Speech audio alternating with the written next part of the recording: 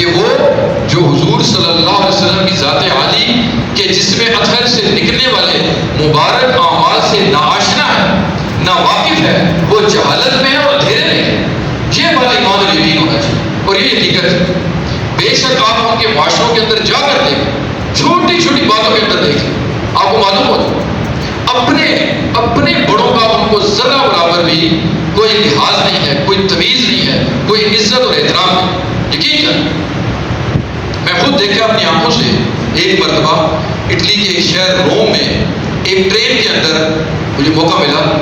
تو جب اس میں داخل ہوا بہت رش تھا اور اس میں سیٹیں بہت کم ہوتی ہیں، بہت کم لوگ بیٹھ سکتے ہیں، تو ایک بہت بوڑھی عورت اس میں داخل ہوئی۔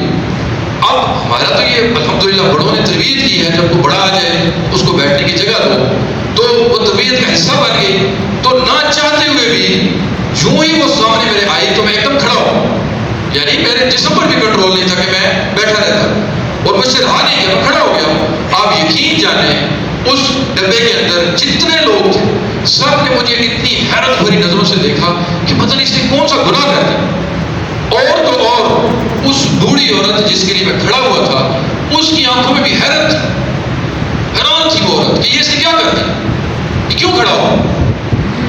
اب وہ عورت بھی بیٹھی نہیں اور میں وہاں سے تھوڑا سا آگے چلا گیا، دوسری طرف چلا گیا کہ بھائی جو بھی بیٹھتی ہے نہیں بیٹھتی اس کا مسئلہ ہے، لیکن مجھے یہ بات سمجھ آئی کہ ان کے معاشرے کے معیار ہی مختلف ہیں،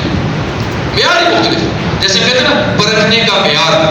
ہمارے نزدیک یہ چیز اچھی ہے یہ بری ہے، ان کے یہاں اچھائی اور برائی کا معیار ہی مختلف ہے،